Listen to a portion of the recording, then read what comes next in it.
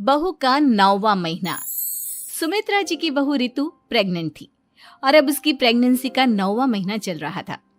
रितु का पति देवेश उसका काफी अच्छे से ख्याल रखता था, लेकिन प्रेगनेंसी अपने आप में ही एक अलग ही वक्त होता है जब एक औरत कई तरह के बदलावों से गुजरती है। शरीर के साथ साथ उसके अंदर बहुत सारे इमोशनल चेंजेस भी आते हैं और रितु इन सब चीजों से गुजर रही थी। इसीलिए कई बार वो बहुत परेशान हो जाती थी। उसे बार बार बहुत मुश्किलों का सामना करना पड़ रहा था। एक दिन अचानक शाम के वक्त रितु जोर जोर से रोने लगी। अरे रितु बेटा, क्या हुआ? तुम रो क्यों रही हो? कुछ नहीं मम्मी जी, बस बहुत परेशान हो रही हूँ मैं।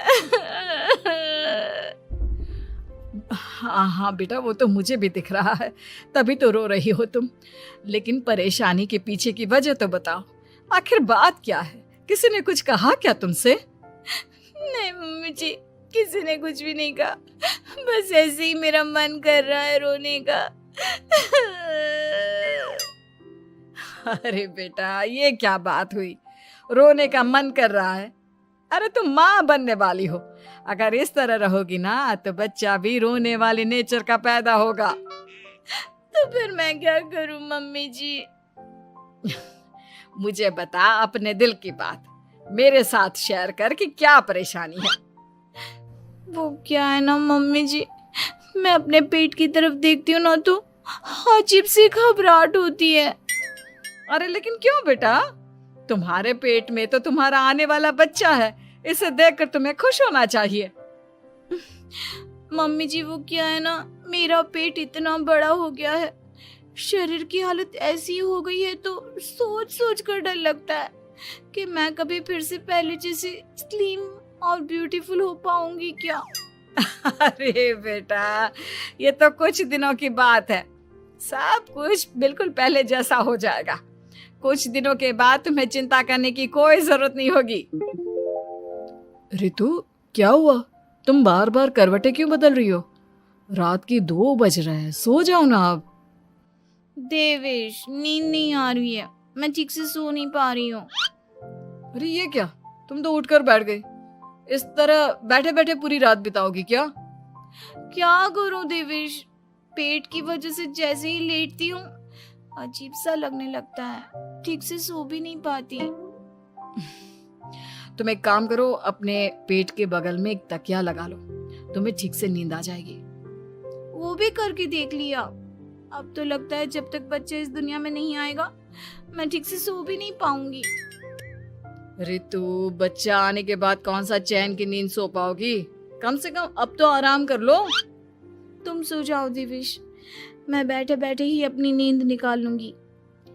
और फिर कुछ दिन के बाद सुमित्रा जी के घर पर कुछ परिचित लोग मिलने के लिए आते हैं।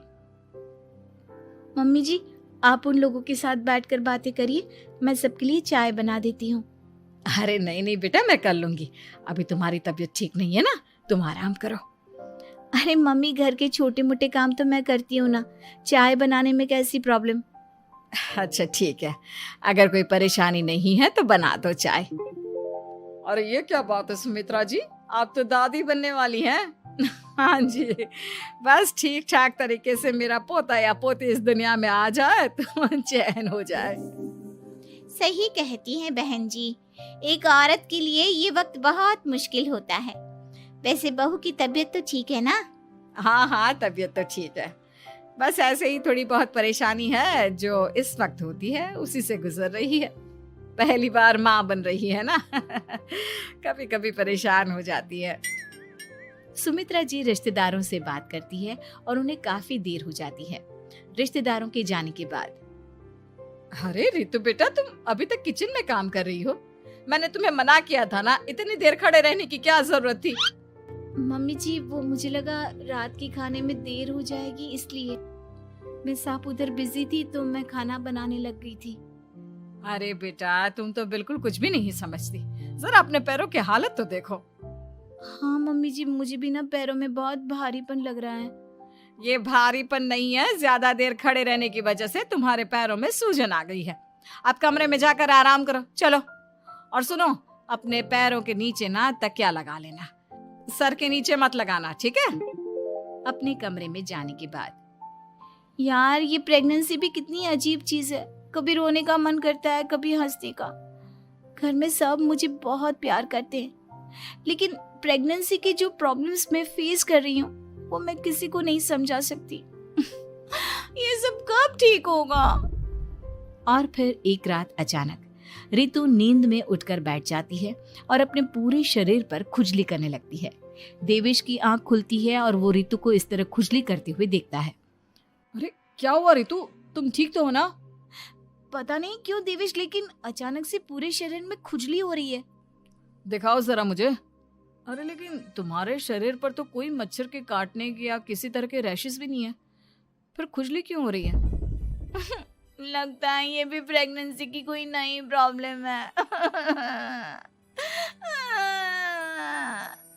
अरे अरे परेशान मत हो, मैं मम्मी को बुला कर लाता हूँ। सुमित्रा जी के आने के बाद अरे क्या बात है बेटा, इस तरह क्यों खुजली कर रही हो? अचानक से क्या हो गया तुम्हें? मम्मी जी ऐसा लग रहा है जैसे सर से पैर तक पूरे बदन में मच्छरों ने काट लिया हो। अरे लेकिन इसमें रोने की क्या बात है, चुप हो जा, सब ठीक हो जाएगा। हाँ मैं बहुत परेशान हो गई हूँ, बस अब जल्दी से बच्चा इस दुनिया में आ जाना चाहिए ताकि मुझे इन सारी प्रॉब्लम से मुक्ति मिले।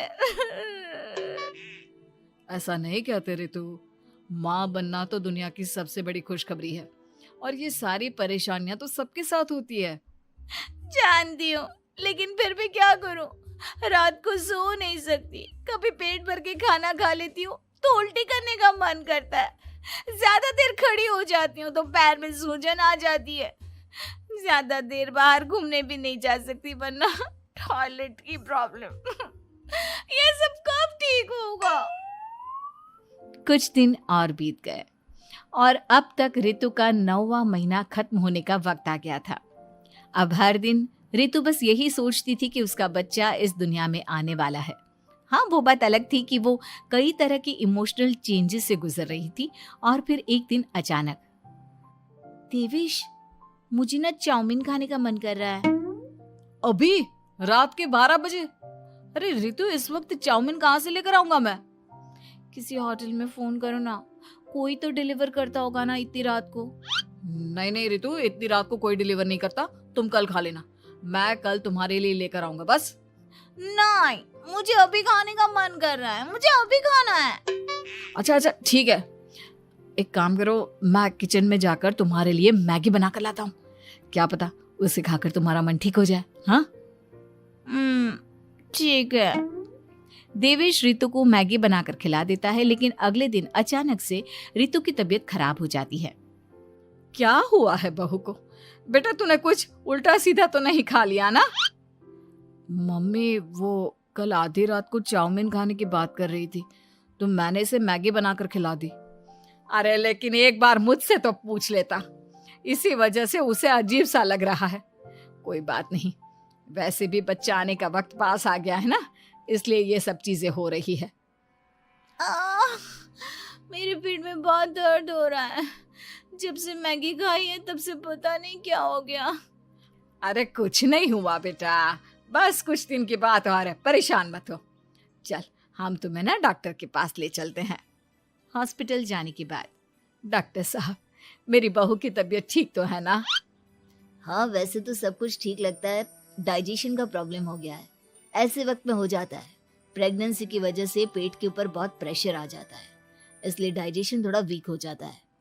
और उन्होंने रात के वक्त मैगी खा ली, इसलिए उनको ये प्रॉब्लम हो गया। डरने वाली कोई बात नहीं है। थैंक यू डॉक्टर साहब, अब हम इसका ध्यान रखेंगे। लेकिन अब रितु की डिलीवरी का वक्त पास आ गया है, आपको उनका पहले से भी ज्यादा ध्यान रखना होगा। मैंने चेकअप कर लिया है, 1 सप्ताह के अंदर रितु की डिलीवरी होने के पूरे चांस है। एक दिन अचानक किचन में काम करते करते रितु के पेट में बहुत तेज दर्द होने लगता है। देवेश, मम्मी जी जल्दी आइए।